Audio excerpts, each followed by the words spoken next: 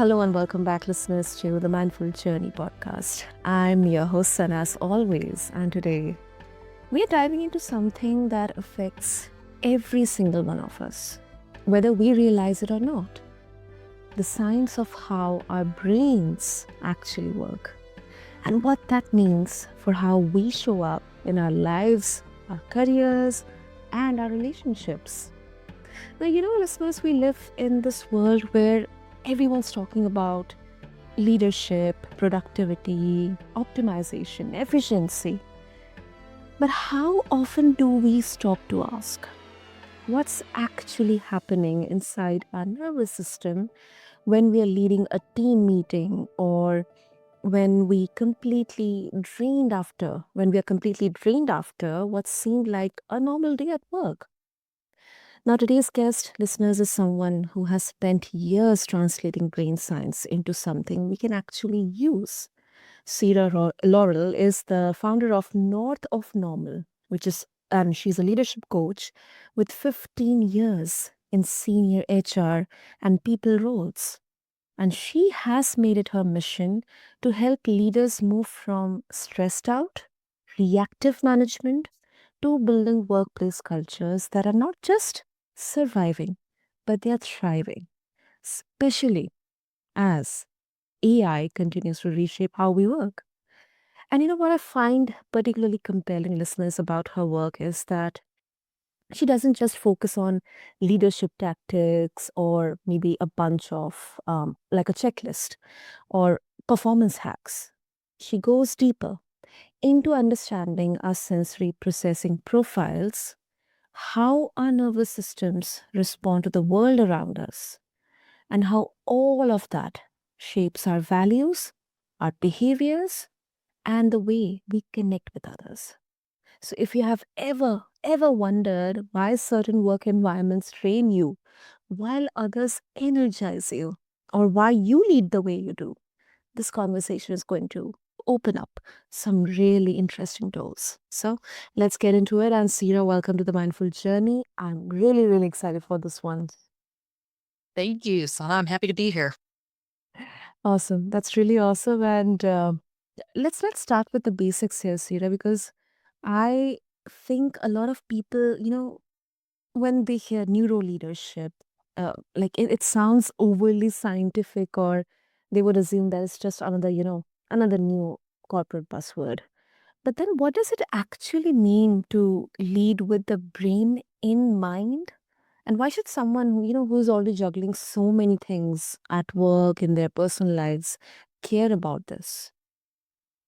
Absolutely. It's a fair question Yeah. because there are so many buzzwords. And Yeah. how do we keep up with them all? Yeah. And I think, firstly, I would say most of them you can ignore because they are buzzwords and they aren't rooted in science. Mhm. And what is neuroleadership? Why neuroleadership? Neuroleadership merges neuroscience, Mm. which is right about the brain, neuro, meaning the brain and the nervous system, Yeah. with leadership.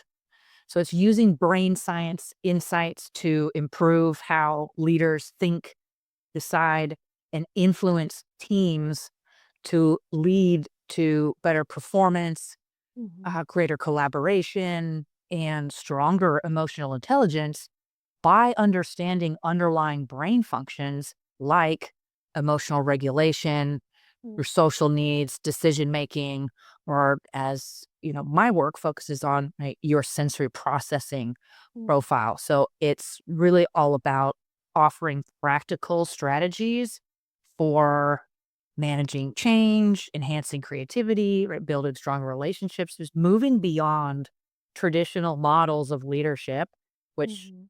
for the most part were never rooted in actual science, to create more effective and brain friendly environments. Hmm.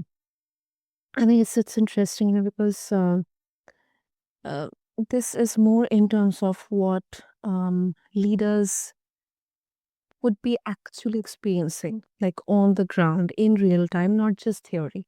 But then I'm also curious about Sira, that doesn't this risk becoming just another thing that leaders have to manage? Like we're already asking people to be strategic thinkers or emotionally intelligent, then conscious, data driven, adaptable to AI. So many things once again. And and then we are adding neuroscience or neuroleadership into the job description. So how do you respond to someone who says that, okay, it all sounds good, but I barely have time to do my actual job? Yeah, absolutely. Yeah. So I would say that if you were to learn anything, it would be neuroleadership. Neuroleadership, helping yourself to understand why you behave the way you do. Right? What is the antecedent to your behavior that is going to help you understand how can you enable yourself to lead more effectively, and you do that by aligning your strategies with innate brain function.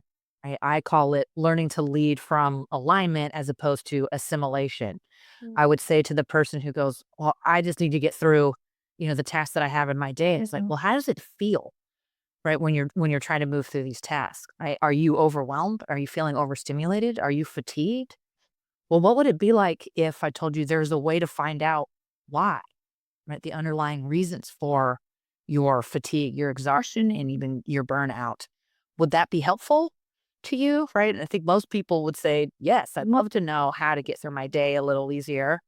And it doesn't require tacking on yet another leadership theory.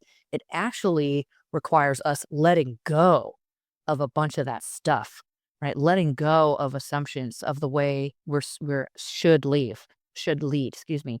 Letting go of some of those other shoulds that we're carrying, like letting go of these expectations to be this or that or the other things. Like, we need you to be you, and what I mean by that is we need you to understand how to get the best out of you. And the only way for you to do that is, again, is to let go of a lot of these assumptions. So there's some relief valve there, right? To liberate, right, ourselves from some of these expectations that we put on ourselves or whatever we're reading in the news, and go, actually, I need to understand how to leverage my system, my brain body system. I need to learn how to leverage that so that I am optimally performing, and that is going to help me with these, just getting through the day to day, let alone, but also in addition to, right, longer term goals and planning that we have for ourselves. Hmm. It makes sense, because especially in the later part, as you mentioned, those few questions that, because, I personally often come across those situations where it's kind of okay, it's just another task and I have to somehow get through this. I do not care about the outcome or the result, just has to be finished somehow. And then once it's done, I keep on thinking, okay, why did I do like that?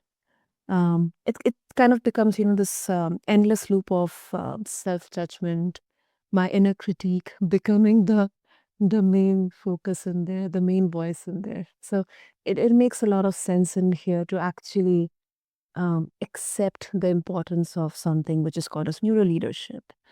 Um, and Sira, okay, let's move on to um, the sensory processing profile, something that I read in the intro, and my brain instantly got kind of, um, intrigued to decode what exactly it is. I mean, if you can explain to all of us, and I mean, what does sensory processing actually mean, and how does it show up in a workplace setting in ways most people wouldn't recognize? Yeah, absolutely. So sensory processing sensitivity is a trait. Okay. It's inherited, and it's a spectrum that I like to say we're all on, Mm-hmm. right? Otherwise, you wouldn't be sensing, the emotions, say, of someone you're having a conversation with, right? There's Okay. there's a degree to which we all experience emotional energy, our attention to detail, our social awareness, Mm-hmm. just depth of processing in general. Uh, sensory processing sensitivity is a biologically based personality trait. Often referred to as being a highly sensitive person if you're on the high end of that scale, which is characterized by a nervous system that deeply processes physical, social, and emotional stimuli. But again, we all have this trait. We're all on this spectrum. There's approximately 30% of us that are highly sensitive, around 40% of us that are moderately sensitive, and then the remaining approximately 30% are low sensitive. It's not a disorder. Mm-hmm. It's not the same as introversion, but there are brain differences in the brains of those, let's say, with high sensitivity versus those who are on the moderate or lower end. Um, just a couple notes: more active mirror neuron systems, right? They're going to feel others' emotions more strongly. Greater depth of processing, like I mentioned, the brain is actually taking in more information and processing it consciously, and that's happening for the highly sensitive person. They're more aware of their internal bodily states and as well as environmental subtleties, and that makes for a lower threshold for stimulation. And the amygdala and sensory cortices are highly responsive to input in somebody with a highly sensitive nervous system, making those people more prone to overwhelm, but also more perceptive. So, how does that show up in the workplace? Is that Mm-hmm. you can imagine that if you are moving from, as a highly sensitive person, right, somebody with a highly sensitive nervous system, that if you're moving from task to task to task to task without respite, then your, as I describe it, your brain's kind of funnel of intake, that the amount of information coming into that funnel, right? It is a lot of information. And then your neck of that funnel is still quite small, right? So it Mm-hmm. takes time to process all of that information that's coming in consciously into the brain of a highly sensitive person. And that can trigger overstimulation, which, right, if the need for rest and recuperation and recharge goes unmet for a long enough period of time, that's where you start to feel that fatigue, which moves into exhaustion and overwhelm, and in the worst cases, complete burnout. Mm-hmm. So it might look like the person in the office who um, is very attuned to somebody moving something on their desk, say, right? And they notice when something's out of place. Yeah. They'll notice, again, like the shift in the mood in the room. Mm-hmm. They may, without maybe an awareness of their processing style, they may initially have difficulty distinguishing between somebody else's emotion and their own. Um, so they're at least picking up on these signals in the system. It can look like an employee's need to avoid an overwhelming social setting, and they're declining the happy hour, right, routinely. They may be struggling to focus in a chaotic open office, and they're taking alone time in closed door spaces, or they work from home, right, to get the focus time that they need. That would all be on the high end of the sensory processing spectrum. You just described me, Sira, because Oh, good. Because I I love to work. I mean, initially I used to judge myself for this, but I always prefer quieter places. Um, yeah, I shouldn't say that, I am antisocial, like people would usually kind of, tag you because you just, you do not like to mingle with people or do not like to be very social. But then I would prefer something quiet, but then at the same time, I don't know, but I do get a sense of sometimes how the energy is there in the, let's say, in the meeting room, or maybe I would notice the body language or the way the person is beginning to frame the sentences. Okay, this word is not that, this word is not that, that means something is wrong or something is good. So yeah, that makes sense. One thing that you mentioned when you were defining the sensory processing profiles is inherited. Now, um, is it because of, so let's say, certain traits I have got from my father, certain traits I've gotten from my mother, and it kind of makes sense that why I react like that, or maybe why I do something like that. Let's say I'm very careful with money, or maybe with the finances. That is something which I've inherited from my father. But then I'm also very sensitive to adverse situations. Sometimes I really feel very like, um, my stomach starts to act funny when there is some kind of, fearful situation. That is something which I got from mother, which, of course, over the period of time, I've kind of gotten accustomed to how to manage with, at least. I'm still learning about it. But then do you think that most of these profiles, in whichever way we are categorizing, are they only um, or they can only be sourced to the genetics, or they are shaped by the experiences that you keep on having throughout your, let's say, childhood, the adolescence, your adult life journey? Mhm. Yeah, that's a great question. Mhm. It's we know, right, that this trait is genetic. It is inherited. Our intensity, right? Okay. So where we fall on the spectrum depends on the genes that, right, are passed through by mom and dad, and mom could Mhm. be on the low sensitive side, dad could be on the high sensitive side, and then a child will be, maybe moderate, or, Mhm. right, it'll present right, as high because of the environment that you're in too. We know this about genes, that nurture, right, can impact the expression, right, of a gene or traits. And so absolutely, we see in children that are in, say, nurturing environments where sensitivity is allowed to be expressed, that those children grow up with a healthy relationship to their sensitivity and better self-regulation, because their breaks, right, their recuperation needs, rest boundaries, right, they've been allowed to set those and maintain those early, and they learned that it was okay.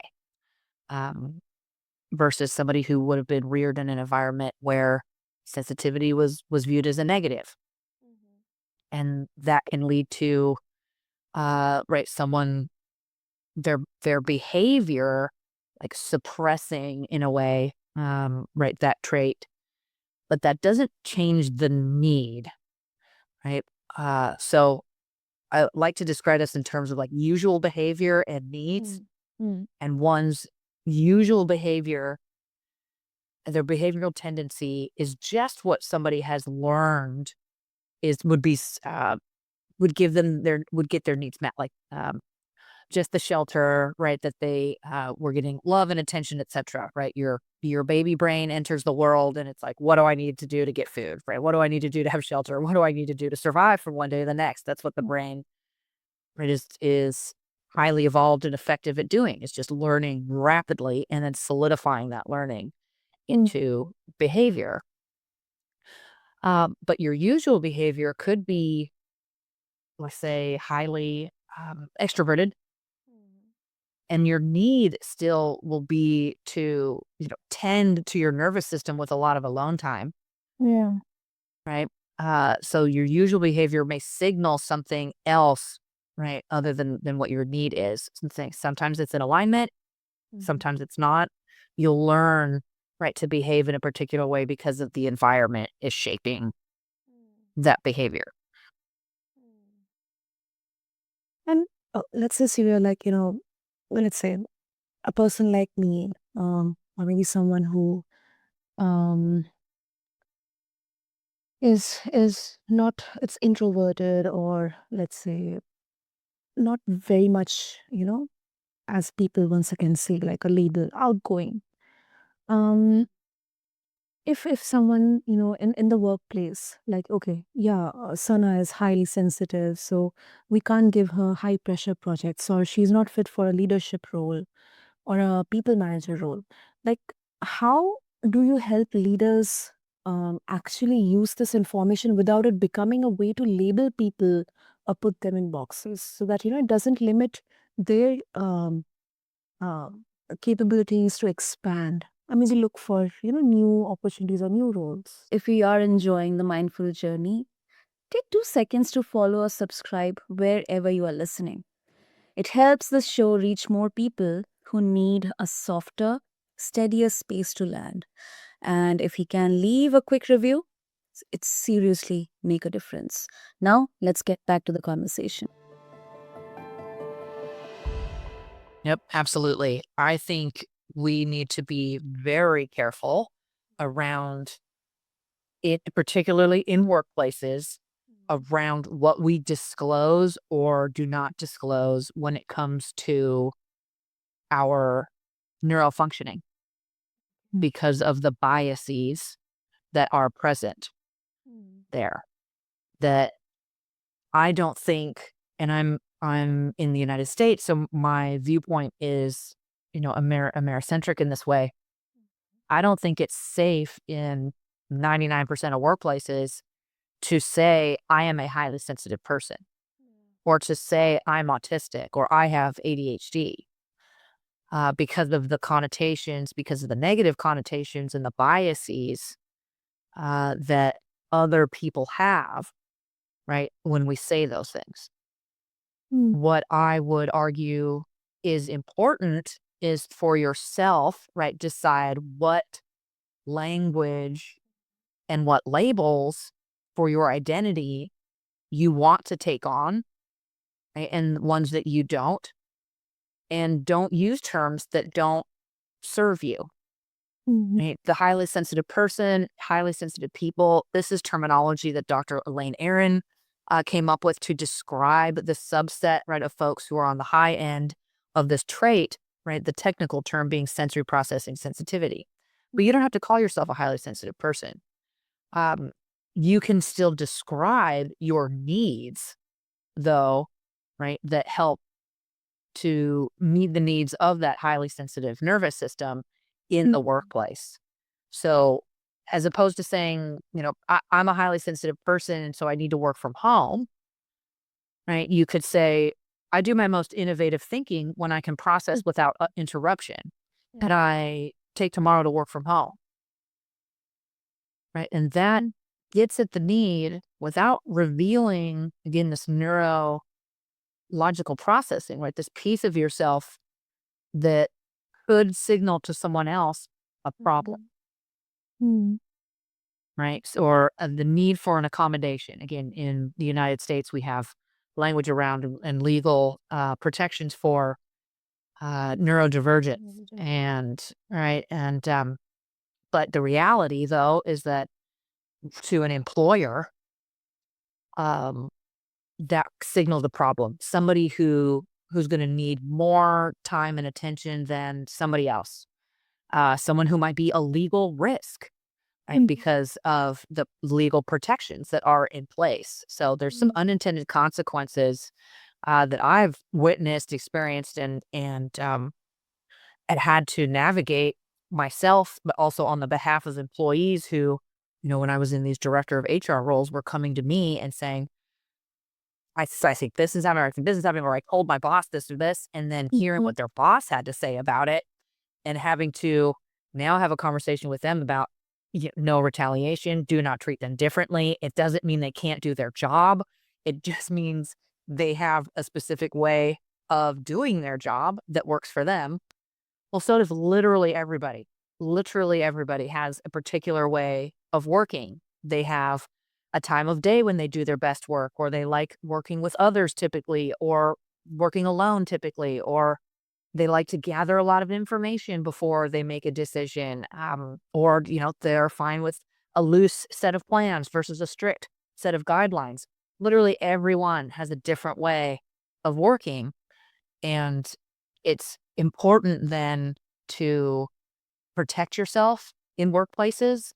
And I think talking about needs is a universal conversation because everyone has certain needs that allows their internal operating system to function at its best and to do their best work.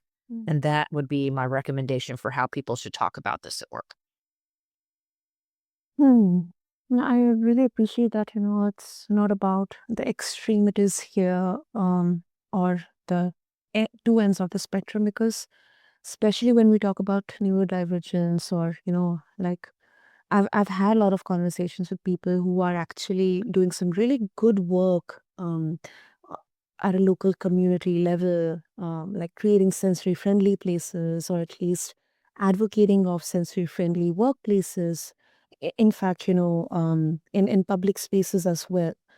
Um, but then at the same time, I think it's a long way to go ahead and to assimilate everything together, especially in the workplace here, because after all, it's we're talking about humans, not AI or not machines here, and it cannot be that any one particular aspect here can replace another. Humans and a or machine, like they have to work together.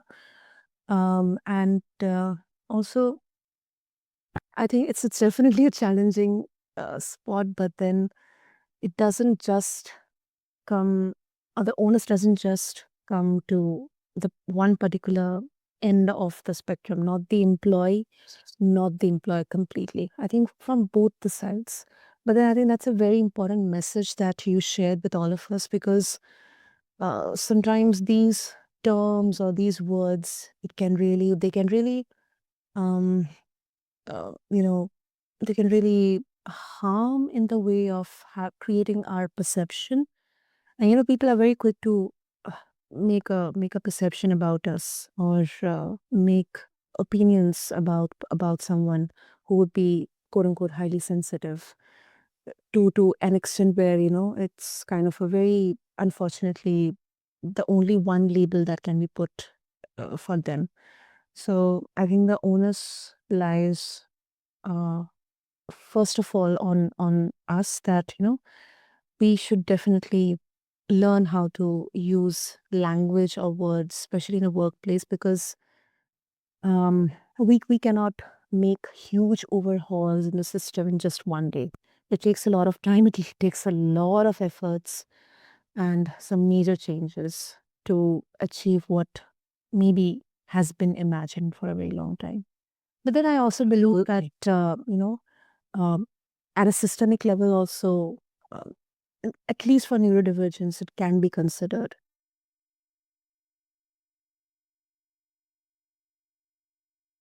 Yeah. So Sira, before we wrap up, one final question, because if someone's listening to this and they're thinking, okay, this all resonates with me, I want to understand my own sensory processing profile better, or okay, I want to lead more with the brain in mind. What's one thing that they could do this week? Like, not a 6-month program or a complete overhaul, but something simple that would help them start seeing leadership and their own responses differently. Absolutely. I think that my one recommendation would be to really get to know your nervous system, Mm. right? To assess, right, what your system needs. Pay attention to how you behave, the feelings that come up, the sensations in your body, right? To answer questions like, when do you do your best work? And what conditions help you make great decisions? And on the other side, what environments drain your energy? Because we really need to stop fighting our wiring. Um, and exhaustion isn't always from workload, although it absolutely can be.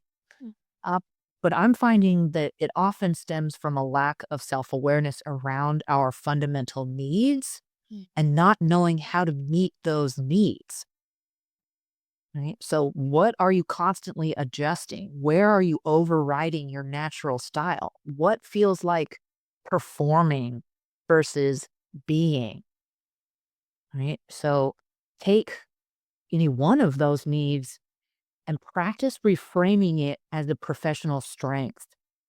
Like I mentioned earlier, a statement around, I need quiet time to think, right? Really enhance that by I do my most innovative thinking when I can process without interruption. Like, that's a power statement that you can say to yourself and you can say to a manager, right? That helps you again reframe anything that you thought of as a negative or a detriment or something that's holding you back from, being the leader you ought to be. Right? Liberate yourself from those shoulds and practice reframing these needs that you get in touch with, right, over this next week as you're practicing this, and practice reframing those as a professional strength, putting them into right language and context that make a positive right out of what is always just a neutral need. Needs are needs. Everyone has them, but shift it from your maybe negative connotation of that into a positive. And if I could leave, you mentioned something about AI, and I think it's important to maybe mention one thing about that, if I may, Mm-hmm. that AI will never, cannot ever entirely replace humans. So the human intelligence and human creativity, because it lacks consciousness, right? It lacks personal experience and genuine emotion, right? It's a tool that mimics patterns only from existing data. And that is data that we create, humans create. So while it can accelerate ideation and it automates routine tasks, your human intuition, and particularly as a highly sensitive person, you've got incredible human intuition. Right? Human intuition, risk taking, risk analysis, and emotional depth remain essential for truly meaningful and innovative and authentic, creative and intelligent expression.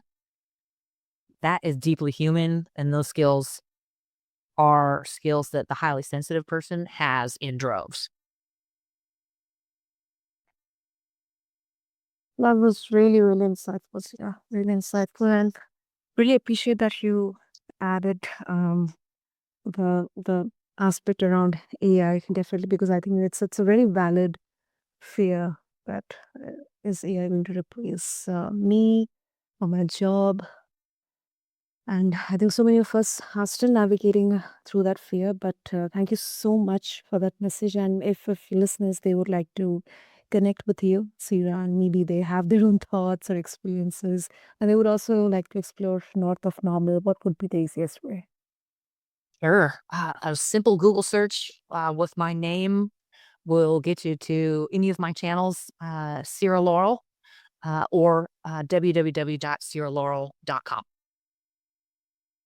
Amazing. So you heard, listeners, and what I'll do is I'll have all the details mentioned in the show notes.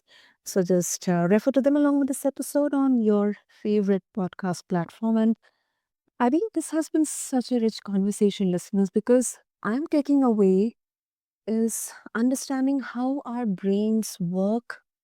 It isn't about having one more thing to manage. It's actually about working with ourselves instead of against ourselves, as Seer rightly said. And that applies whether you are leading a team of five or just trying to lead yourself through a complicated day. And of course, leadership isn't just about what you do, it's about understanding who you are, your nervous system, your processing style, your values, and learning to work with all of that, not in spite of it. So, thank you so much, Sia, once again. This was really, really very, very insightful conversation. Absolutely. Thank you so much. Super. And thank you to all the listeners for tuning in to this episode of The Mindful Journey. Until next time, take care of yourselves and your nervous systems. This is your host, Sana, signing off, and I'll catch you in the next episode. Thank you.